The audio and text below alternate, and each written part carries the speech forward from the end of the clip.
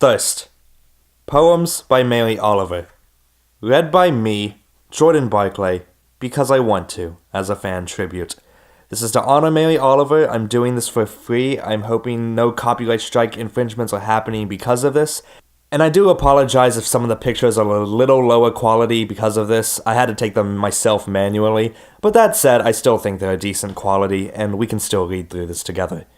With that said, let's dive in. For Molly Malone Cook, 1925 to 2005. Messenger. My work is loving the world. Here the sunflowers, there the hummingbird, equal seekers of sweetness. Here the quickening yeast, there the blue plums. Here the clam deep in the speckled sand. Are my boots old? Is my coat torn? Am I no longer young and still not half perfect? Let me keep my mind on what matters, which is my work, which is mostly standing still and learning to be astonished. The Phoebe, the delphinium, the sheep in the pasture, and the pasture, which is mostly rejoicing since all the ingredients are here, which is gratitude, to be given a mind and a heart, and these body clothes, a mouth with which to give shouts of joy, to the moth and the wren, to the sleepy dug-up clam, telling them all, over and over, how it is that we live forever. End of Messenger. Walking home from Oakhead. There is something about the snow-laden sky in winter in the late afternoon that brings to the heart elation and the lovely meaninglessness of time. Whenever I get home, whenever, somebody loves me there. Meanwhile, I stand in the same dark peace as any pine tree, or wander on slowly like the still unhurried wind, waiting, as for a gift, for the snow to begin, which it does at first casually, then irrepressibly. Wherever else I live, in music, in words, in the fires of the heart, I abide just as deeply in this nameless, indivisible place, this world, which is falling apart now, which is white and wild, which is faithful beyond all our expressions of faith, our deepest prayers. Don't worry, sooner or later I'll be home, red-cheeked from the roused wind. I'll stand in the doorway, stamping my boots and slapping my hands, my shoulders covered with stars. End of Walking Home from Oakhead. When I am among the trees. When I am among the trees, especially the willows and the honey locust, equally the beech, the oaks, and the pines, they give off such hints of gladness.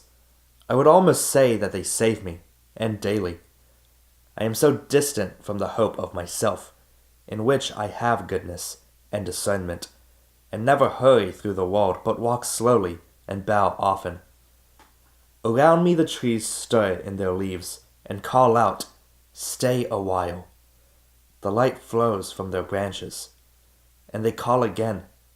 "It's simple," they say, "and you too have come into the world to do this, to go easy, to be filled with light, and to shine." End of When I Am Amongst the Trees.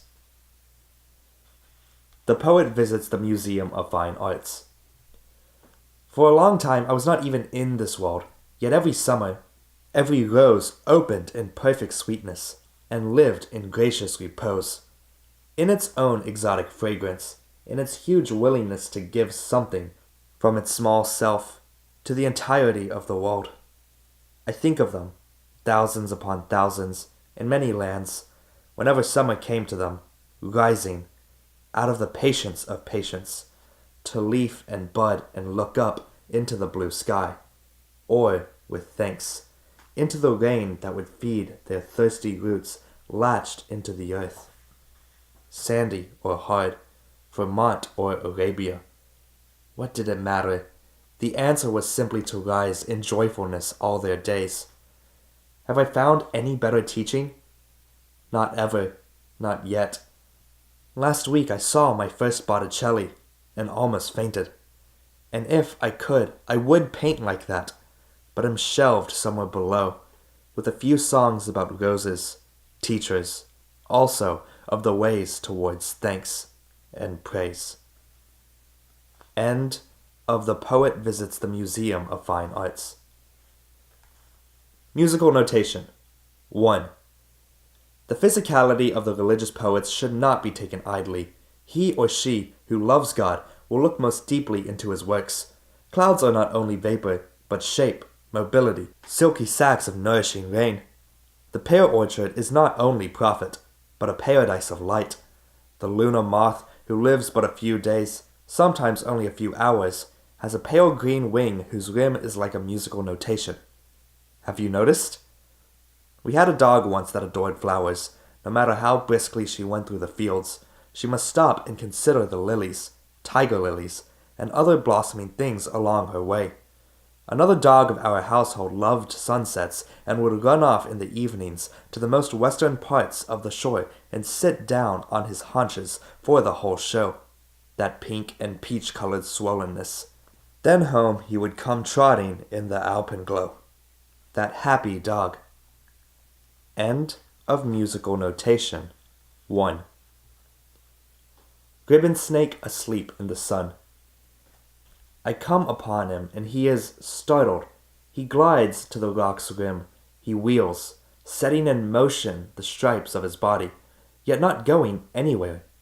And, though the books say it can't be done, since his eyes are set too far apart in the narrow skull, I'm not lying when I say that he lifts his face and looks into my eyes, and I look back until we are both staring hard at each other. He wants to know just where in this bright, blue-faced world he might be safe. He wants to go on with the flow of his life. Then he straightens his shining back and drops. From the rocks and rockets through the tangle of weeds, sliding, as he goes, over my bare foot. Then it vanishes into the shade and the grass, down to some slubby stream, having startled me in return. But this is a small matter. What I would speak of, rather, is the weightless string of his actually soft and nervous body, the nameless stars of its eyes. End of Ribbon Snake Asleep in the Sun. When the roses speak, I pay attention. As long as we are able to be extravagant, we will be hugely and damply extravagant. Then we will drop foil by foil to the ground. This is our unalterable task, and we do it joyfully. And they went on. Listen, the heart shackles are not, as you think, death, illness, pain, unrequited hope, not loneliness, but lassitude, rue, vainglory, fear, anxiety, selfishness. Their fragrance all the while rising from their blind bodies, making me spin with joy. End of When the Roses Speak, I Pay Attention. Great Moth comes from his papery cage. Gone is the worm, that tunnel body. Gone is the mouth that loved leaves and tomatoes. Gone are the innumerable feet. He is beautiful now, and shivers into the air, as if he has always known how, who crawled and crawled all summer. He has wide wings, with a flare at the bottom. The moon excites him. The heat of the night excites him. But where did the dance come from? Surely not out of a simple winter's sleep. Surely it's more than ambition, this new architecture. What could it be that does it? Let me look closer, and a long time, the next time I see green-blooded worm crawling and curling hot day after hot day among the leaves and the smooth, proud tomatoes. End of Great Moth comes from his papery cage. Swimming with Otter. I am watching Otter, how he plays in the water, how he displays brave underside to the wave washings, how he breathes in descent trailing sudden strings of pearls that tell almost, but never quite, where he is apt to rise, how he is gone, so long I despair of him. Then he trims, wetly, up the far shore, and if he looks back, he is surely laughing. I too have taken myself into this summer lake, where the leaves of the trees almost touch, where peace comes in the generosity of water, and I have reached out into the loveliness, and I have floated on my flat back to think out a poem or two, not by any means fluid, but, dear God, as you have made me, my only quickness. End of Swimming with Otter. Mozart, for example. All the quick notes Mozart didn't have time to use before he entered the cloud boat are falling now from the beaks of the finches that have gathered from the joyous summer into the hard winter, and, like Mozart, they speak of nothing but light and delight. Though it is true, the heavy blades of the world are still pounding underneath, and this is what you can do too. Maybe, if you live simply and with a lyrical heart in the cumbered neighborhoods, or even, as Mozart sometimes managed to, in a palace, offering tune after tune after tune, making some hard-hearted prince prudent and kind, just by being happy. End of Mozart, for example. Making the house ready for the Lord. Dear Lord, I have swept and I have washed, but still nothing is as shining as it should be for you. Under the sink, for example, is an uproar of mice. It is the season of their many children. What shall I do? And under the eaves and through the walls the squirrels have gnawed their ragged entrances. But it is the season when they need shelter. So, what shall I do? And the raccoon limps into the kitchen and opens the cupboard while the dog snores. The cat hugs the pillow. What shall I do? Beautiful is the new snow falling up the path to the door, and still I believe you will come. Lord, you will, when I speak to the fox, the sparrow, the lost dog, the shivering sea goose. Know that really I am speaking to you whenever I say, as I do all morning and afternoon, come in, come in. End of Making the House Ready for the Lord. The winter wood arrives. I think I could have built a little house to live in, with the single cord, half seasoned, half not, trucked into the driveway and tumbled down. But instead, friends came, and together we stacked it for the long, cold days that are, maybe the only sure thing in the world, coming soon. How to keep warm is always a problem, isn't it? Of course, there's love, and there's prayer. I don't belittle them, and they have warmed me, but differently, from the heart outwards. Imagine what swirls of frost will cling to the windows, what white lawns I will look out on as I rise from morning prayers, as I remember love that leaves yet never leaves, as I go out into the yard and bring the wood in with struggling steps, with struggling thoughts, bundle by bundle, to be burned. End of The Winter Wood Arrives. After her death. I am trying to find the lesson for tomorrow. Matthew something. Which lectionary? I have not forgotten the way, but a little, the way to the way. The trees keep whispering, peace, peace, and the birds in the shallows are full of the bodies of small fish and are content. They open their wings so easily and fly. So it is still possible. I open the book which the strange, difficult, beautiful church has given me, to Matthew, anywhere. End of After Her Death. Percy, 4. I went to church. I walked on the beach and played with Percy. I answered the phone and paid the bills. I did the laundry. I spoke her name 100 times. I knelt in the dark and said some holy words. I went downstairs. I watered the flowers. I fed Percy. End of Percy, 4. Cormorants. All afternoon the sea was a muddle of birds, black and spiky, long-necked, slippery. Down they went into the waters for the poor blunt-headed silver they live on, for a little while. God, how did it ever come to you to invent time? I dream at night of the birds, of the beautiful dark seas they push through. End of Cormorants. What said I at her service? When we pray to love God perfectly, surely we do not mean only, Lord, see how well I have done. End of what I said at her service. A note left on the door.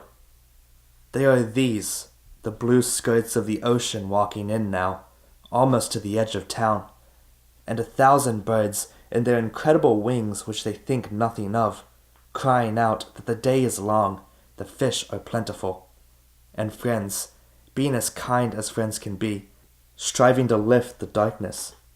Forgive me, Lord of honeysuckle, of trees, of notebooks, of typewriters, of music, that they are also these, the lover, the singer, the poet, asleep in the shadows. End of a note left on the door. Those days.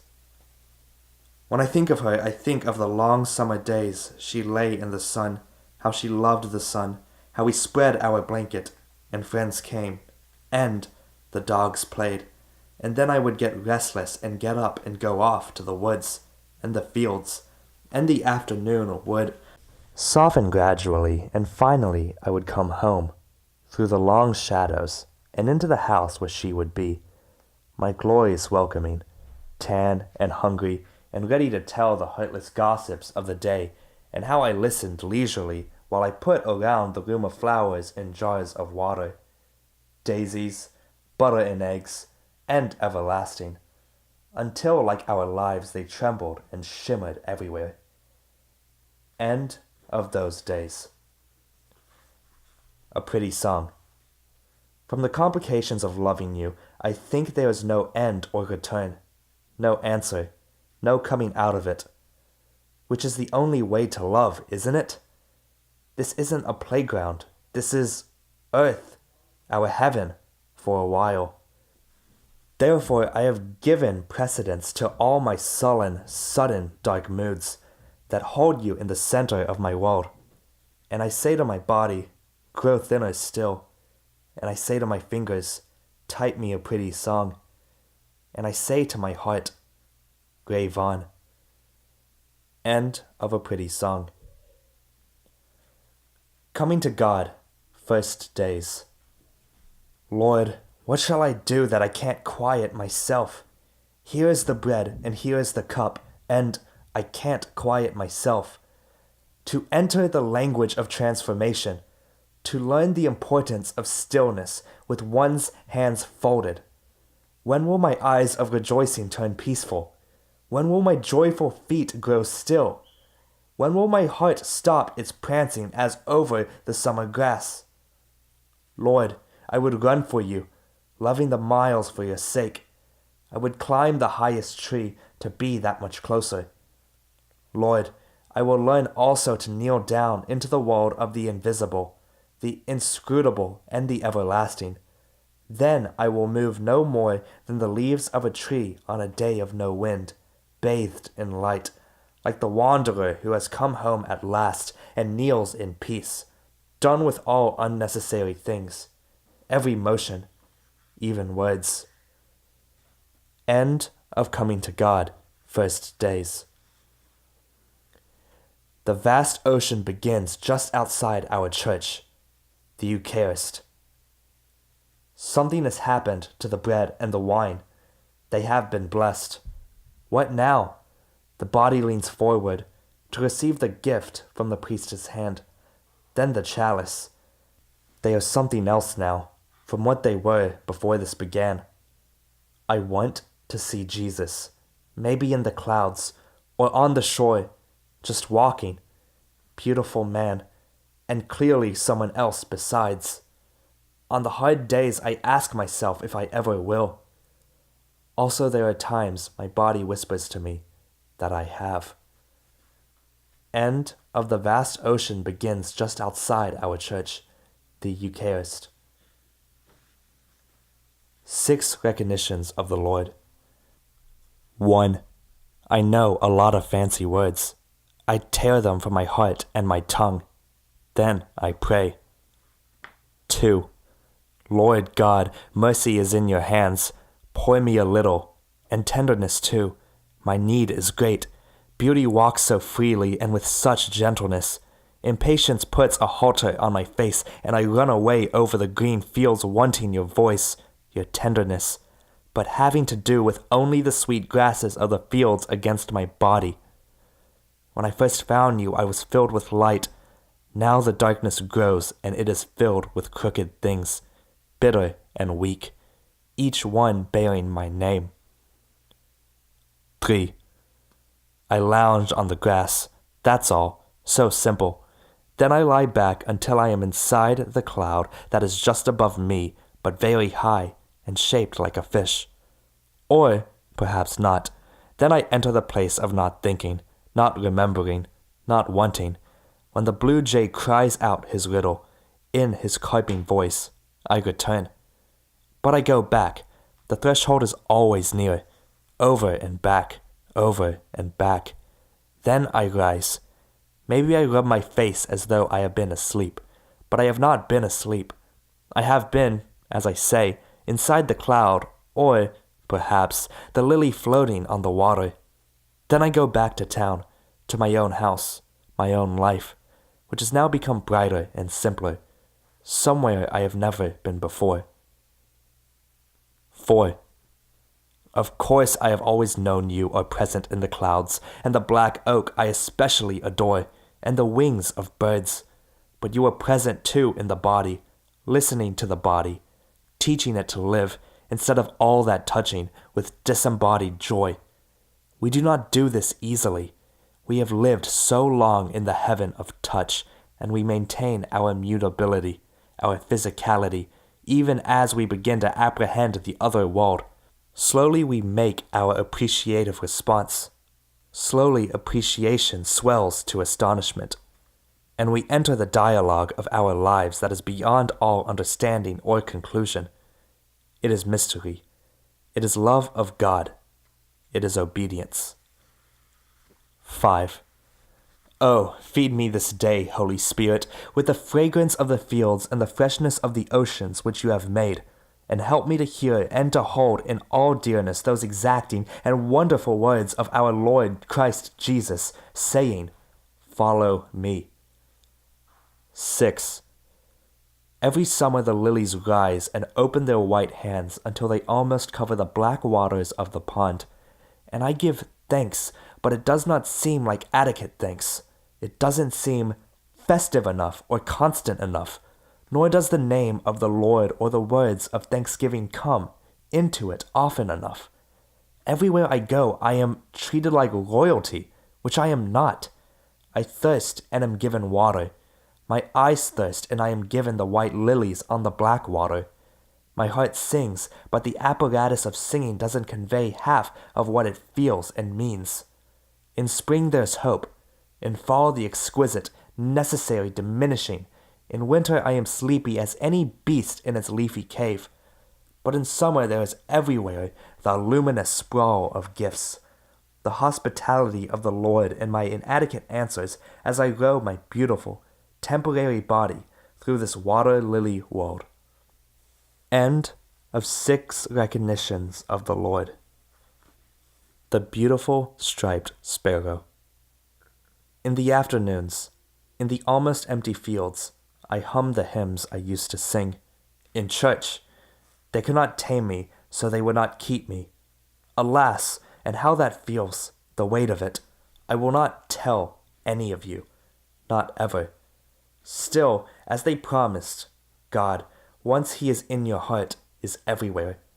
So even here among the weeds and the brisk trees, how long does it take to hum a hymn?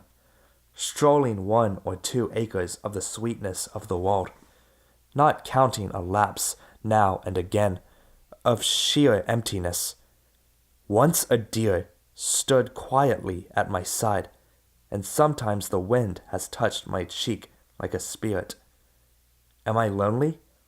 The beautiful striped sparrow serenely on the tallest weed in his kingdom, also sings without words.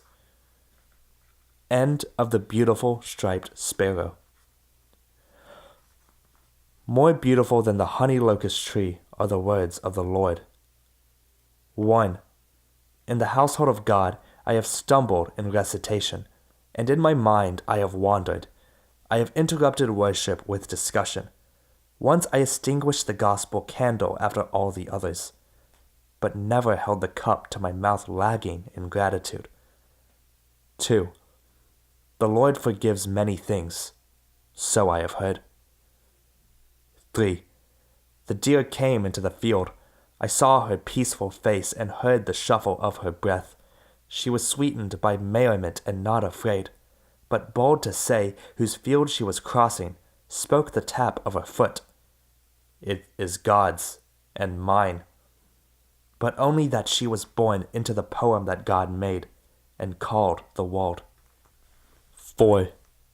And the goldfinch too, and the black pond I named my little sister, since otherwise I had none, and the muskrat with his shy hands, and the tiny life of the single pine needle, which nevertheless shines, and the priest in her beautiful vestments, her hand over the chalice, and clouds moving over the valleys of Truro.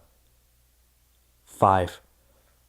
All day I watch the sky changing from blue to blue, for you are forever, and I am like a single day that passes. All day I think thanks for this world, for the rocks and the tips of the waves, for the tupelos and the fading roses, for the wind, for you are forever. While I am like a single day that passes, you are the heart of the cedars of Lebanon, and the fir called Douglas, the bristlestone, and the willow. 6. It's close to hopeless. For what I want to say the red bird has said already, and better, in 1,000 trees. The white bear, lifting one enormous paw, has said it better. You cannot cross one hummock or furrow, but it is his holy ground. 7. I had such a longing for virtue, for company. I wanted Christ to be as close as the cross I wear. I wanted to read and serve, to touch the altar linen.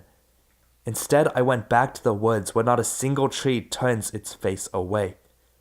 Instead, I prayed, O Lord, let me be something, useful and unpretentious. Even the chimney swift sings. Even the cobblestones have a task to do, and do it well. Lord, let me be a flower, even a tare or a sparrow, or the smallest bright stone in a ring worn by someone brave and kind, whose name I will never know. Lord, when I sleep I feel you near. When I wake and you are already wiping the stars away, I rise quickly, hoping to be like your wild child, the rose, the honey maker, the honey vine, a bird shouting its joy as it floats through the gift you have given us, another day. End of More beautiful than the honey locust tree are the words of the Lord. The place I want to get back to is where, in the pine woods, in the moments between the darkness and first light, 2 deer came walking down the hill, and when they saw me, they said to each other, "Okay, this one is okay. Let's see who she is, and why she is sitting on the ground like that, so quiet, as if asleep or in a dream, but anyway harmless." And so they came on their slender legs and gazed upon me, not unlike the way I go out to the dunes and look and look and look into the faces of the flowers. And then one of them leaned forward and nuzzled my hand. And what can my life bring to me that could exceed that brief moment? For 20 years I have gone every day to the same woods, not waiting exactly, just lingering. Such gifts bestowed can't be repeated. If you want to talk about this, come to visit. I live in the house near the corner, which I have named Gratitude. End of the place I want to get back to. Praying. It doesn't have to be the blue iris. It could be weeds in a vacant lot, or a few small stones. Just pay attention. Then patch a few words together and don't try to make them elaborate. This isn't a contest, but the doorway into thanks, and a silence in which another voice may speak. End of praying. Musical notation 2. Everything is his.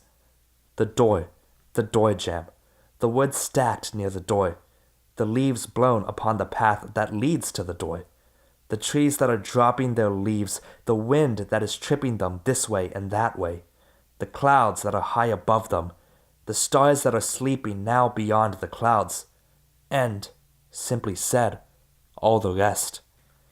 When I open the door, I am so sure all this will be there, and it is. I look around. I fill my arms with the firewood.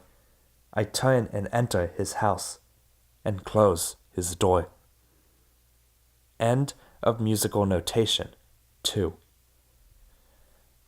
News of Percy 5. In the morning of his days he is in the afternoon of his life. It's some news about kidneys, those bean-shaped necessities, of which, of his given 2, he has one working, and that not well. We named him for the poet, who died young, in the blue waters off Italy. Maybe we should have named him William, since Wordsworth almost never died. We must laugh a little at this rich and unequal world. So they say. So they say. And let them keep saying it. Percy and I are going out now, to the beach, to join his friends, the Afghan, the Lab, the beautiful Bassett, and let me go with good cheer in his company, for though he is young he is beloved. He is all but famous as he runs across the shining beach that faces the sea. End of News of Percy 5. Doesn't every poet write a poem about unrequited love? The flowers I wanted to bring you, wild and wet, from the pale dunes and still smelling of the summer night, and still holding a moment or two of the night cricket's humble prayer, would have been so handsome in your hands, so happy I dare to say it, in your hands. Yet your smile would have been nowhere, and maybe you would have tossed them onto the ground, or maybe, for tenderness, you would have taken them into your house, and given them water, and put them in a dark corner out of reach. In matters of love of this kind, there are things we long to do, but must not do. I would not want to see your smile diminished, and the flowers, anyway, are happy just where they are, on the pale dunes, above the cricket's humble nest, under the blue sky that loves us all. End of Doesn't Every Poet Write a Poem About Unrequited Love? Letter to blank. You have broken my heart, just as well. Now I am learning to rise above all that, learning the thin life, waking up simply to praise everything in this world that is strong and beautiful. Always. The trees, the rocks, the fields, the news from heaven, the laughter that comes back, all the same, just as well. Time to read books, rake the lawn in peace, sweep the floor, scour the faces of the pans, anything. And I have been so diligent, it is almost over. I am growing myself as strong as rock, as a tree which, if I put my arms around it, does not lean away. It is a wonderful life, comfortable. I read the papers. Maybe I will go on a cruise. Maybe I will cross the entire ocean more than once. Whatever you think, I have scarcely thought of you. Whatever you imagine, it never really happened. Only a few evenings of nonsense. Whatever you believe, dear one, do not believe this letter. End of letter to blank. The poet thinks about the donkey. On the outskirts of Jerusalem, the donkey waited, not especially brave or filled with understanding. He stood and waited. How horses, turned out into the meadow, leap with delight. How doves, released from their cages, clatter away, splashed with sunlight. But the donkey, tied to a tree as usual, waited. Then he let himself be led away. Then he let the stranger mount. Never had he seen such crowds, and I wonder if he at all imagined what was to happen. Still, he was what he had always been, small, dark, obedient. I hope, finally, he felt brave. I hope, finally, he loved the man who rode so lightly upon him as he lifted one dusty hoof and stepped, as he had to, forward. End of The Poet Thinks About the Donkey. Gethsemane. The grass never sleeps, or the roses, nor does the lily have a secret eye that shuts until morning. Jesus said, "Wait with me," but the disciples slept. The cricket has such splendid fringe on its feet, and it rings, have you noticed, with its whole body, and heaven knows if it ever sleeps. Jesus said, "Wait with me," and maybe the stars did. Maybe the wind wound itself into a silver tree and didn't move. Maybe the lake far away, where once he walked as on a blue pavement, lay still and waited, wide awake. Oh, the dear bodies, slumped and eyes shut, that could not keep that vigil, how they must have wept, so utterly human, knowing this too must be a part of the story. End of Gethsemane. The Fist. There are days when the sun goes down like a fist, though, of course, if you see anything in the heavens in this way, you had better get your eyes checked, or, better still, your diminished spirit. The heavens have no fist, or wouldn't they have been shaking it for 1,000 years now, and even longer than that, at the dull, brutish ways of mankind? Heaven's own creation? Instead, such patience, such willingness to let us continue, to hear, little by little, the voices. Only, so far, in pockets of the world, suggesting the possibilities of peace? Keep looking. Behold how the fist opens with invitation. End of The Fist. Logan International.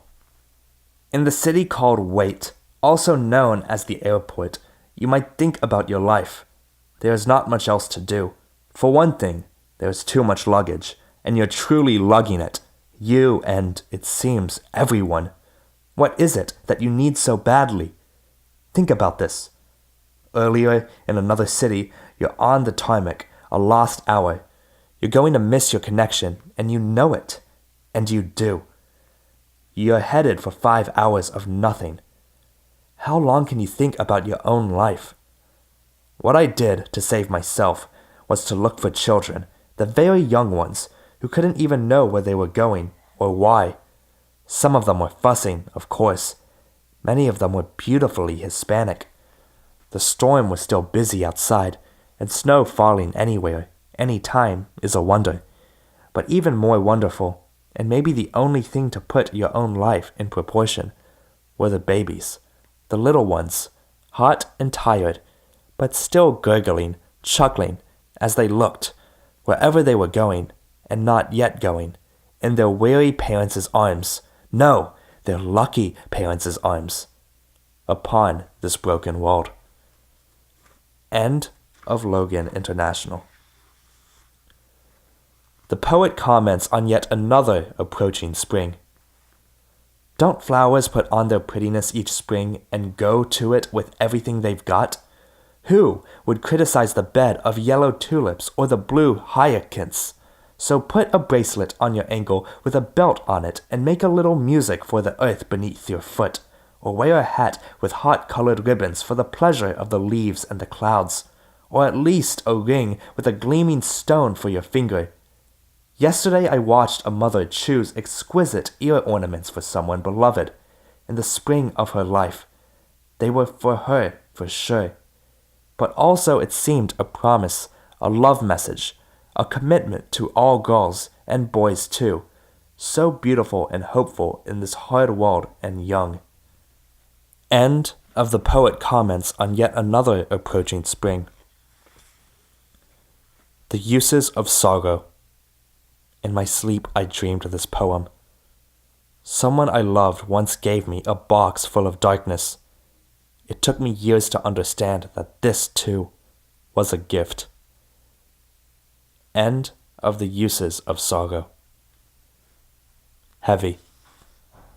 That time I thought I could not go any closer to grief without dying. I went closer, and I did not die. Surely God and his hand in this, as well as friends. Still, I was bent, and my laughter, as the poet said, was nowhere to be found. Then said my friend Daniel, brave even among lions, "It's not the weight you carry, but how you carry it. Books, bricks, grief. It's all in the way you embrace it, balance it, carry it. When you cannot and would not, put it down." So I went practicing. Have you noticed? Have you heard the laughter that comes now and again of my startled mouth? How I linger to admire the things of this world that are kind, and maybe also troubled. Roses in the wind, the sea geese on the steep waves, a love to which there is no reply. End of Heavy. On thy wondrous works I will meditate. Psalm 145. 1. All day up and down the shore, the fine points of the waves keep on tapping whatever is there. Scatter of broken clams, empty jingles, old oyster shells thick and castellated that held once the pale jewel of their bodies. Such sweet tongue and juice. And who do you think you are sauntering along 5 feet up in the air? The ocean, a blue fire around your ankles, the sun on your face, on your shoulders, its golden mouth whispering, so it seems, you. 2. Now the afternoon wind, all frill and no apparent purpose, takes her cloud-shaped hand and touches every one of the waves, so that rapidly they stir the wings of the eiders, they blur the boats on their moorings. Not even the rocks, black and blunt, interrupt the waves on their way to the shore, and one last swimmer, is it you?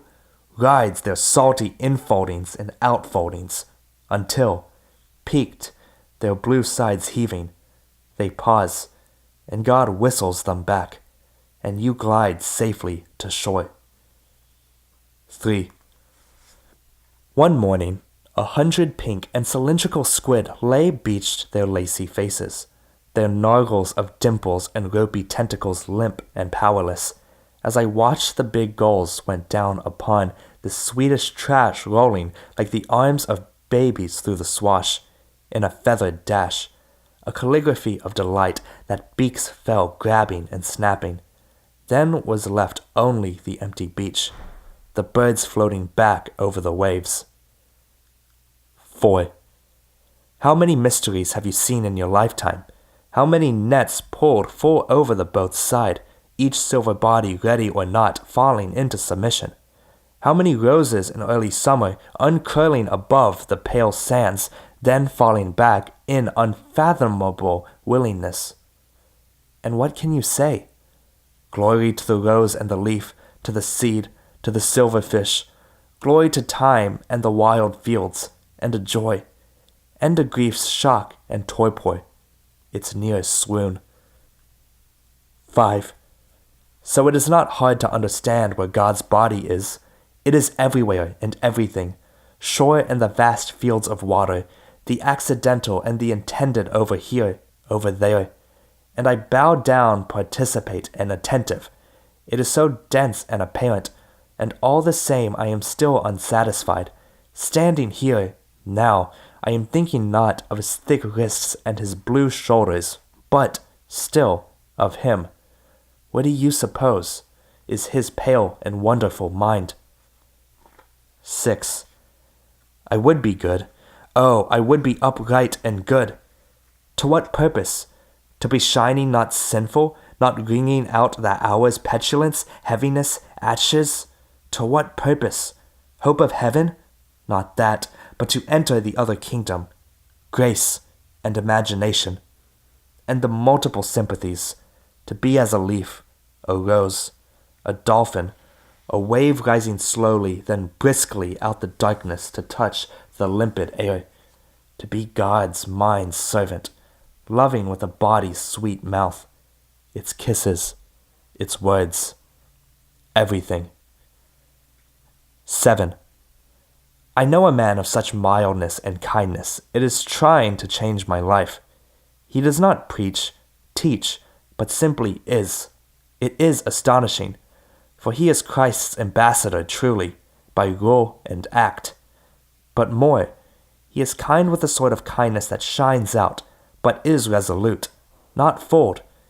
He has eaten the dark hours and could also, I think, soldier for God, riding out under the storm clouds, against the world's pride and unkindness with both unassailable sweetness and consoling word.